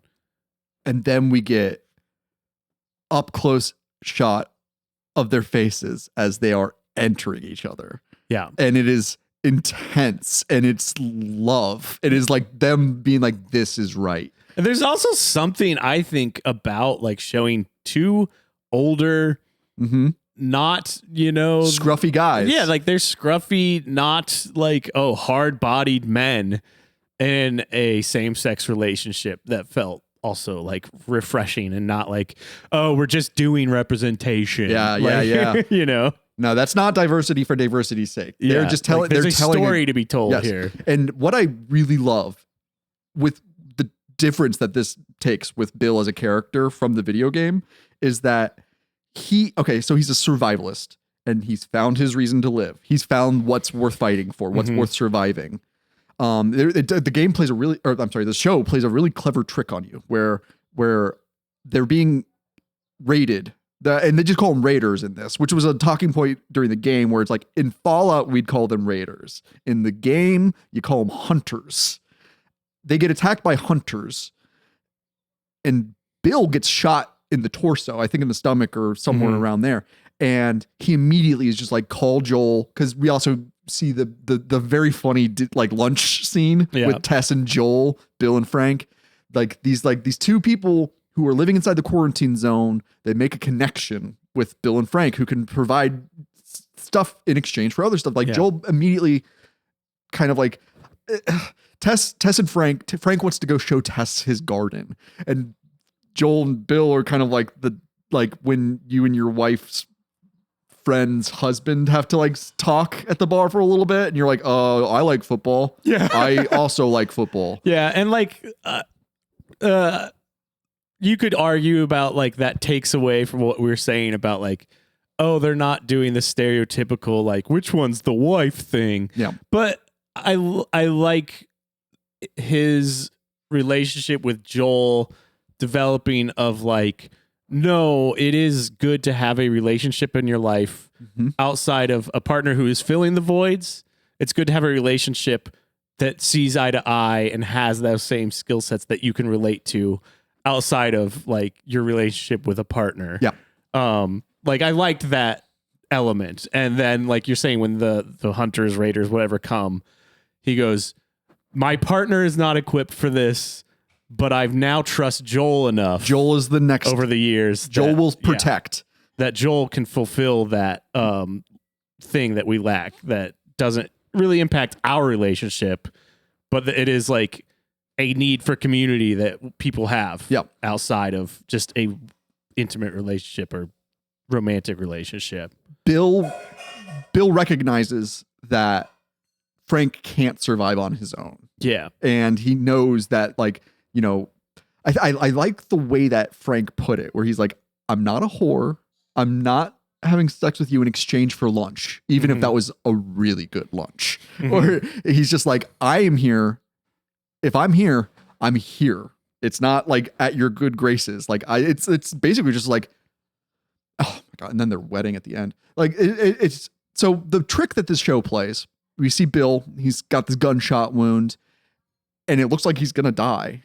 And then the next scene, is Frank dying Yeah. from a cancer of some sort, I think. Yeah. I don't know. Some degenerative disease. Was reading stuff and they said, oh, he has like MS or ALS. And I was like, I think both of those you get pretty young. Yeah. Like you either like have them or you don't. Yeah. Maybe ALS you can get later, but I'm just thinking of my sister and brother-in-law's friend who died of ALS in like his early 30s. Oh, jeez. So, but MS, usually they're looking for it in your early 30s for sure.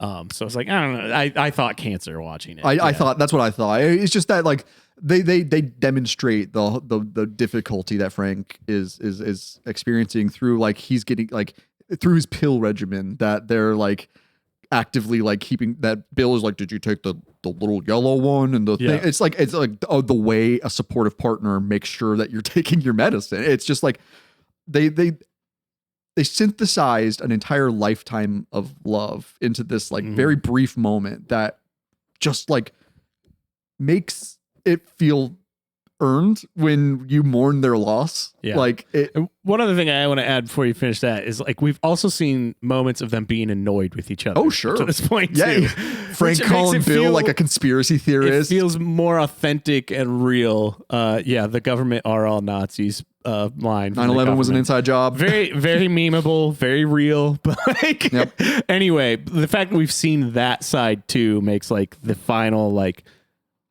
the way it ends feels so like authentic and earned. The way a lot of things in The Last of Us do not feel earned for me. Frank like trades one of Bill's guns for strawberry starter for like a strawberry slip, which you know, there's this like recurring. It takes several seasons to really produce strawberries. It depends. I don't know why. You can take they certain varieties will flower if they've been overwintered. You can keep the slips. That's what the actual stock is. Whatever. Like I just had that thought when I watched it. And I was like, Sean might know more about this than me. Certain, because I'm planting strawberries this season too, and we're expecting them to bear fruit in June. I will, buddy.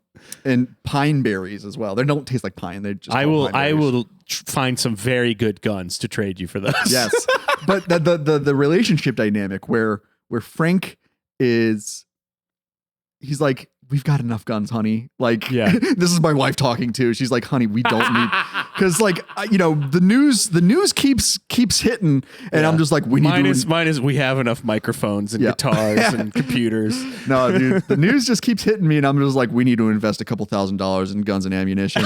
And my wife is like, I think we should go for a walk and maybe, you know, pick some flowers and like let's talk about it. But Frank, I first heard this Buddhist proverb in King of the Hill, where a man's being chased by a tiger. The tiger is right behind him, and he's running as fast as he can. And he gets to the end of a cliff, and he's hanging on off the end of a cliff by a root. And right off the root, there's a strawberry. He's looking at the strawberry. He's looking down. It's going to be a fatal fall. Mm-hmm. The tiger's at the top of the cliff pawing at him, and he takes the strawberry, eats the strawberry, and it was the most delicious strawberry he's ever had in his life. End of story. That proverb is being referenced in this, I believe, where the world is hanging off the end of a cliff right now with the tiger pawing at every, you know, and you can't do anything without being attacked. Yet there's always time for a delicious strawberry. Like that's all it is. It's just like it's a proverb about being in the moment and of being appreciative despite all the other circumstances of having if you can experience a good thing and you do it, take note because it's important. Back to my Miyazaki movie viewing this week. Very first thing in the film, a quote from a French poem. It's alluding to the wind is rising. We must try to live. Yeah. And that's like what that is about. It's just like, if you're not slowing down to like appreciate the beautiful things. It's like, what's the point of survival? Stop and smell the flowers. And that's so missing for me from everything else in The Last of Us, which this came up in like our comments that like I won't go through the whole thing, but I was like, I am aware of the giraffe scene, but like it's just not enough for me to like really get this idea across. Whereas this giving me this whole episode, and you can give me a whole season of these episodes, I'd buy in a lot more. Yeah. So with Frank essentially introduces the idea to Bill that he wants to have a assisted suicide. Yeah. His condition has worsened to the point where his quality of life is miserable, and he can't appreciate the strawberries anymore. Like, it's one of those, like, I felt really lucky watching the episode because I didn't know what was going to happen. I just knew that Ron Swanson's in this one. Mm-hmm. I love Nick Offerman as an actor, but he is typecast. Back to like the discourse of it all. Like, I was like, one, I partly didn't care at the time, and two is like, I don't want to like spoil it and just like read description, and like the discourse made it feel like, wow, Nick Offerman, this guy who is performatively very straight with like his wife, and like they love to talk about like how in love they are, and I love that. And like, wow, he plays such a convincing gay man was like what the discourse about it was. I didn't see, and thankfully because it didn't spoil it for me, I didn't see like the real it's actually good storytelling of it. Because I think if, at some point early in these episodes, I'm like, yeah, there's some Nick Offerman episode people love, and I don't know, we'll see. Yeah, and they proved me wrong. I'm delightfully. It's worth noting. Neil not credited on this episode. Yeah. So the big difference between the show and the game is that in the game, Frank leaves him for being too annoying, and then is infected, and he hangs himself as a result in the game. In this version, we have a survivalist committing suicide alongside his dying partner. A survivalist found what was worth surviving for, and once that was taken away, once he knew that was not going to be a part of his life anymore, he decides to die with him. It's like the bitter irony of a survivalist committing suicide. Yeah. It's like, it's inherently like in the worded, like a survivalist killing himself. Yeah. It's upside down. It's topsy-turvy. It doesn't make sense. It's hypocritical. But the way that they do it is they take like a Joel amount of pills. Yeah. Like just like a handful. It took a double dose of the Joel. the Joel cocktail. the Joel shot. And Bill doesn't tell Frank until Frank figures it out for himself, right? That's like he was like secretly dosing himself as well, so that they could just. I forget if Frank says he knows before or after he drank his thing, but like Frank figures it out on his own. That like Bill's coming with me. Yep. Yeah. And I don't know why I'm thinking about like pharaohs taking their pets with them into the tomb. But it's like, I'd like to believe if there's an afterlife, they have each other there. And like, that's, I think like what really broke my heart with that was just that, like, and I don't know what this says about me. I'm just like, what would Bill Strawberry have been if he had never met Frank? Because I am of the opinion that suicide is very selfish. Mm-hmm. And in that situation, it's not because there's no one else depending on him. For me, like the real heartbreak is like, wow, the odds of any of us getting to go out like this are so low. Yeah. And these guys got to do it in a world so horrible, you know? And I liked that. Like this was like in my modern dumb brain, this is on par with Romeo and Juliet. Yeah. I mean, I'm not getting moved to tears by Romeo and Juliet anymore, but I was moved to tears by this story. And I feel like it told a similar story where it's like, they just like, the only way that they found each other was everybody around them had to die first. And the only way they got to know each other is one of them had to hold the other at gunpoint first. Yeah. And like all of these horrible circumstances led to the most beautiful union. Yeah, and on that note, it seems there's an implication of Bill like living with an internalized homophobia in the world before the fall, and that being why he made it to middle age, having never had a partner. Yeah. And that this is like a liberating experience for him, that the world's gone. I don't have to worry about all these external judgments about like what I feel I am. Yeah. Is very nice. Yeah. A really beautiful story. And I did not expect that from an HBO series based on a video game. I wanted more of it. I wanted more of that. I wanted more of this on the Fox and Space end of things, and a little beyond, because it's so emotionally compelling and well done in that regard. But I don't know. Do you have anything else to say about this episode? Because I want to make some comments about further into the season before we wrap. I won't. Just a couple little things. Can we just because the last episode I watched was episode 4. What goes through that? That's where we're introduced to the Kansas City Hunters. I don't remember because I was so bored after this episode. So what I specifically remember from episode 4 is that's when Joel and Ellie if they were going to Pittsburgh in the game and they're going to Kansas City in this one, Kansas City, Omaha or something. It's like not Nebraska. Kansas City, Nebraska. Right? Kansas City. It's not Missouri? in Kansas. I don't know, dude. I'm an idiot. I am also an idiot. I know it's not in Kansas. We're not in Kansas anymore. It's Oz. That's it. Stupid joke. It's Missouri. I don't know. It doesn't matter. Anyway,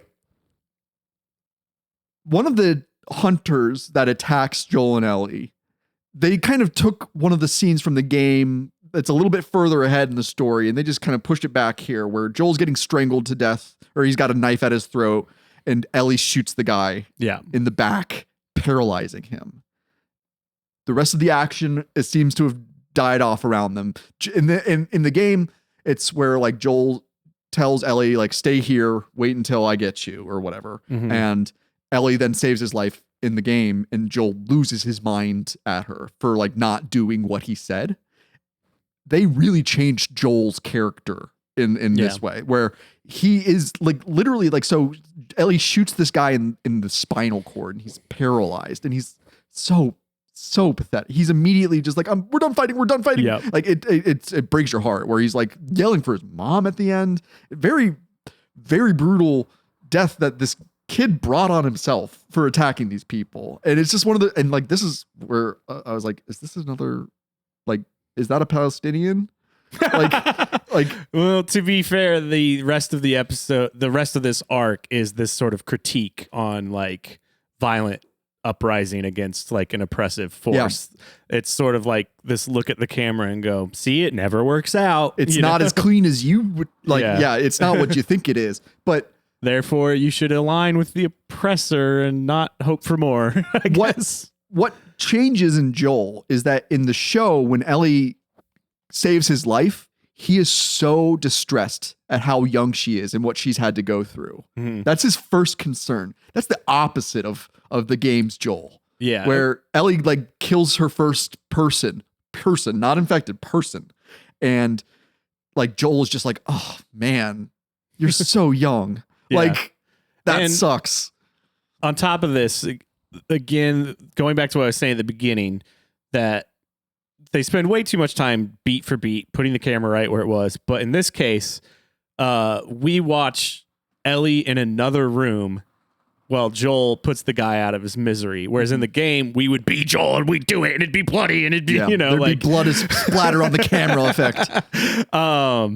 That's some of the adjustments that I agree with. It makes me hate Joel less by the end. Yeah. I still think the end is stupid, but like, I don't actively hate him at the end of the show. So I left off with seeing Henry and Sam like waking up Joel and Ellie. And like, honestly, I don't know if and I don't think I need more after this. Like I know the story. I've played the game to death. Yeah. And I guess my big question for you is what deviates? What, like, do they do anything that much better or notably worse in the latter half of the season? I watched the rest of the season because I wanted another episode 3. Yeah. I was like, oh my God, did they do this more than once? Which, again, from being adjacent to like the discourse, and that there was no discourse about anything else in the series that like broke the barrier to reach far enough out to me, I should have known better. That it just like there's the weird dynamic that like they tried to tell more about Kansas City. It was Pittsburgh in the game instead of just like rabid hunters. They were revolutionaries who kicked out the Fedra, and oh my God, look, they can't survive without the Fedra. That's so silly. And then like they resolve it by in the sniper scene. The infected, the reason Kansas City was safe was all the infected were trapped underground, and they didn't know for some reason the foundation of the ground is giving out. I saw that like and the then the infected all come out ground, once. It's really stupid. There's a bunch of infected down there. Yeah, that's silly. I thought it would be like a bloater. It's really stupid. The only other thing I thought was worth talking about was the David character. Okay. Because that's the bad guy cannibal child bad boy. Yeah, they it's still pretty closely aligned. And in terms of like the predatory nature of David. Yeah, but they do some tweaks that I didn't study every single line, every single little gesture. Please don't do that. No. But there was enough difference. Like there were a few little highlights that made him seem a little more of like this sort of like Christian cult leader freak. That makes sense. That throughout the episode, I'm starting to go like, oh, you can see like his obsession with Ellie could be, instead of this just raw, like, let's just show the worst thing in the world, a PDF file, you know, like, instead of that, they're hinting like, oh, he's just mentally has like these delusions of grandeur, this narcissistic Messiah figure thing. And he sees Ellie as like, oh, she has the same thing I have. So like there's a few beats that instead of it being like a sexual predatory thing, it's him in his mental illness, maybe seeing like, oh, I found an equal who can rule my kingdom with me. They allude to that. It's like a Sith Lord taking on an apprentice. Yeah. Or it's more like taking on a queen. And if they had stayed on that. Yeah. Because he knows that she's immune. Is that why? No. He doesn't know that she's immune. I don't think so. Interesting. It's just like the way she behaves. He's sort of saying like, oh, you have this same like will to power that I have. And I wish they just stayed with that. Yeah. But then they allude to like, and you will be my partner, and like, you're like, okay, this guy has some messed up ideas about relationships that he thinks somebody this young could be his partner. It seems a little less just like, I'm just the grossest thing in the world. But then when you get to, they do the steakhouse scene almost the same. Yeah. And I'm like, okay, I'll buy it. And like,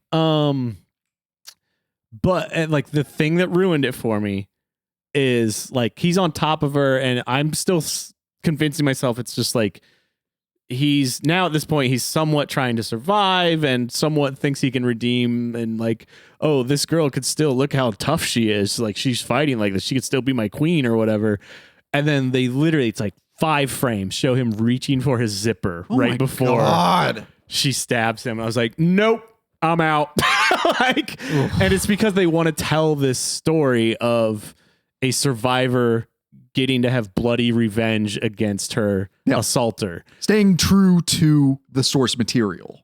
Yeah, and like, which is the part that you probably hated about the game the most. Yeah. For whatever reason, I don't know, that works for me in the movie Showgirls. Okay, I don't know if you've seen Showgirls. Because I don't know, there's just something different tonally about it that works and this does not, and it just grosses me out. It's again because it feels like, oh, we want to get in the discourse. It feels like it's about like we want to enter the discourse about women survivors and getting to attack their what's the word I'm looking for? Predator or whatever. Yeah. Like it feels extremely shallow. Okay. Not again, it's like it's not earned, and it's like, why did we have to take it that far? Yeah. And I hated that. Now, I was curious how and when and if they introduced bloaters to the show.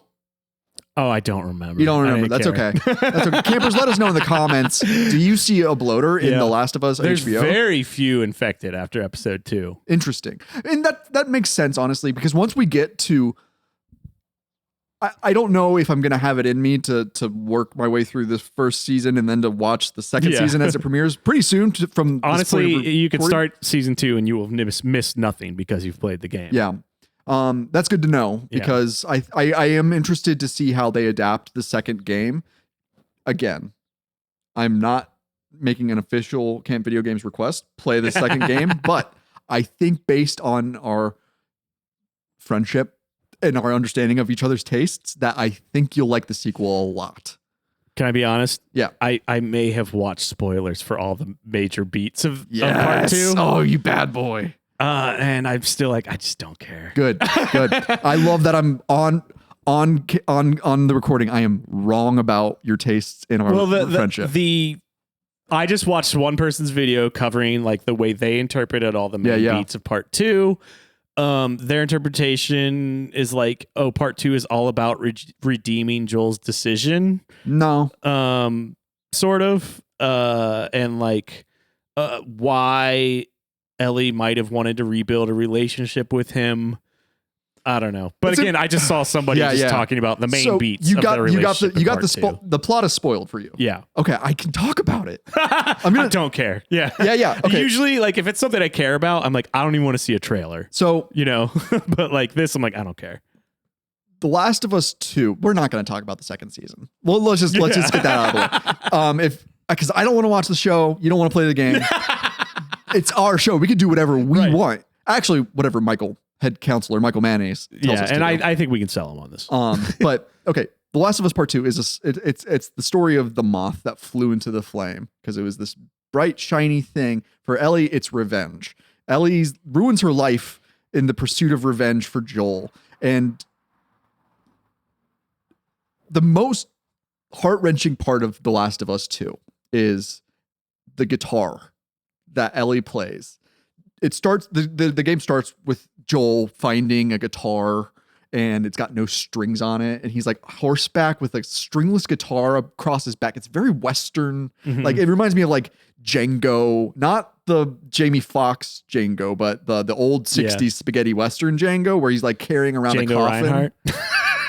Not Django Reinhardt. Django is a great spaghetti Western film where a guy's dragging a coffin around and it turns out there's a machine gun in it, I guess. I forget the specifics, but Joel is a big fan of Pearl Jam and he sings a Pearl Jam song to Ellie. Because remember in the first game, she's like, I'm going to get you to sing a song for me at some point. Yeah. And he doesn't in the first game. And then the sequel, that's his redemptive part where he sings a song for Ellie and he gives her a guitar.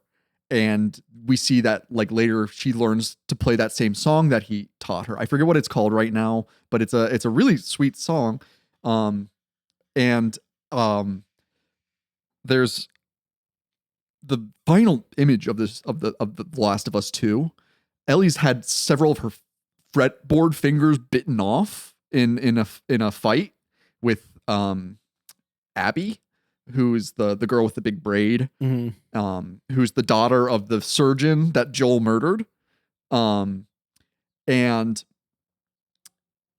Ellie, the whole story is Ellie getting revenge on that girl who kills Joel in revenge for Joel killing the surgeon. So it's just this like the cycle of, I think go back to the revenge is like holding a coal in your hand. It'll just burn you. Yeah. And then pass it to the next person to burn. Exactly. Yeah. And the way that trauma can be like triggered by such inconsequential things. Violence begets more violence. Of course. And hurt people, yada yada. Ellie has like thrown away her life and relationship with Dina, who's the love interest of the game. And she returns to their homestead where like they were starting a family, like they had this entire lovely life set out for them, but Ellie left it to go get revenge. In the process, she loses some fingers on her fretting hand, and the final image of the game is Ellie like sitting down to try to play Joel's song, and she can't do it anymore without her fingers. And so you just hear this like muted, like the sound of a guitar that doesn't know how to play anymore, of a guitarist who lost the tensile strength. I'm about to start crying again. Yeah, because it sounds like she's lost that thing that Bill found. She gave it away for revenge. Yeah, she threw it away, and which is both her partner and sounds like there's some level of forgiveness to Joel. Yes, because she wants to play his song and remember him. It's about unresolved. Like she tried to come to an agreement. I want to really just focus though on the fretboard of the guitar. Yeah, there's an inlay of a moth, and it seems so inconsequential. And then you start to think about Ellie is the moth, Joel is the moth. Anybody who lets violence take over their life, it's the moth flying right into the light that kills them. Mm-hmm. Like that's that you kill yourself in that pursuit. And it's like The Last of Us accomplished so much in terms of taking very surface level chud thoughts, and they make these little tweaks where you're just like, oh, what are you cooking? Yeah. It smells good right now. And you're like, it's just onions and garlic. And you're like, oh, but it smells really good right now. Like, what's going on? Which is why I've been content to discuss it for 6 to 8 hours or how much we've put out, Yeah, quite a lot. Campers, listen back. Yeah. The Last of Us, I don't want a Last of Us 3. I'll say that. Like, after playing through the sequel, there were some moments that I was like, whoa, okay. Like, there's some heavy stuff that's going on in there. Mm-hmm. That is worth playing. It's a fun game. I love the stealth mechanics of The Last of Us. The only other thing I wanted to bring up about The Last of Us TV show is the item management joke that they make. Where I remember a moment of that, of like, oh, look, they're doing a little rummage management thing. Yeah. Joel kills the Fedra officer that he was selling drugs to. They like combine that into that's the cop that finds them. And so Joel bashes his face in and then takes his assault rifle. Or I guess it's an assault rifle. It's an AR-15 or like M16 or whatever. It's an assault rifle. AR does not stand for assault rifle. It stands for Armalite. You idiot. You cook. Now, sorry, I didn't mean that. I did. Joel then takes the gun and like puts it in a hiding spot. He's like, well, like, it's I can't carry it with me and there's not enough bullets for it, so I'm just gonna leave it here. And Nellie's just like, I'll take it. And he's like, no. This is before he allowed her to have a gun. Yeah, I like the game more than the show. I'll just say that. Yeah. Like through everything that I've praised about the show, the game was a better fit for me as a media consumer. But I'm just not a TV guy anymore. Same, which we prefaced before we even recorded this one, but like hits and misses, and the hits were seems like when Neil handed over control to somebody else, and the misses were when. And I get why he did it. He wanted to expand the audience. He wanted to tweak things here and there. But like, I was just like, I'm bored. I don't care. I already played the game. Yep. So I guess, are there any other deviations or anything worth talking in the last half of the series? Nah. Cool.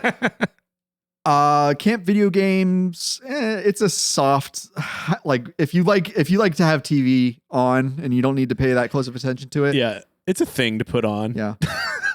It's not like I want to rewatch episode 3 either. That was a beautiful moment. Yeah. And I don't need an entire season of that. I could deal with that as a standalone film and I'd be very happy. That was a beautiful story.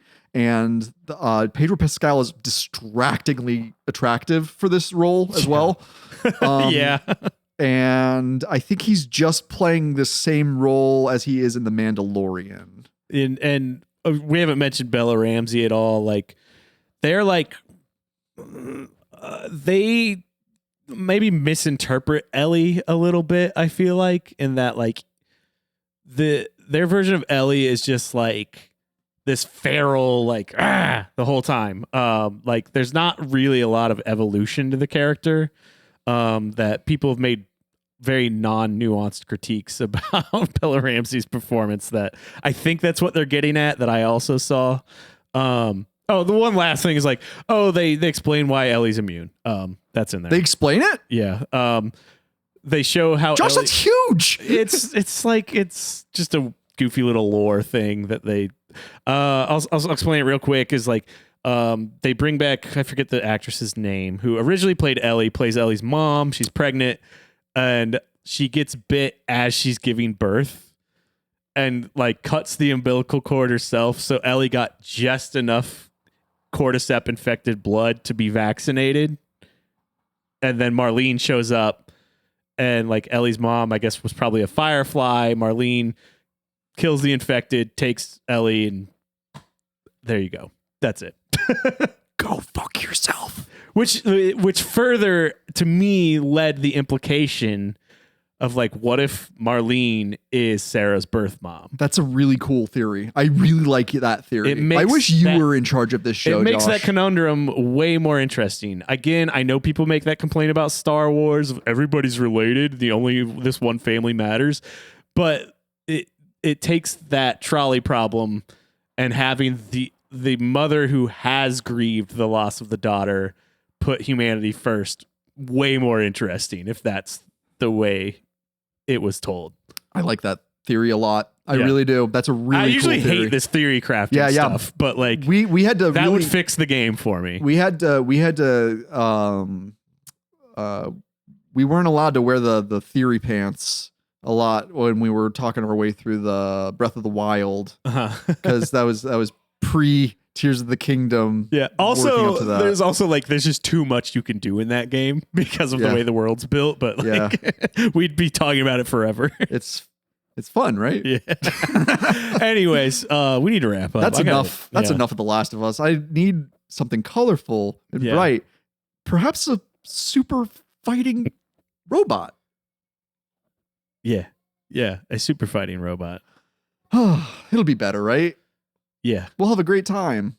Yeah. Stay quirky, folks. Oops, I did a fascism. Okay, let's wrap there. All right, bye, campers. No. Patreon.com/campvideogames. That's it. If you'd like to write to us, send a message to campvideogames@gmail.com and follow us on Instagram @campvideogames. If you want to become a real happy camper, you can support Camp Video Games on Patreon.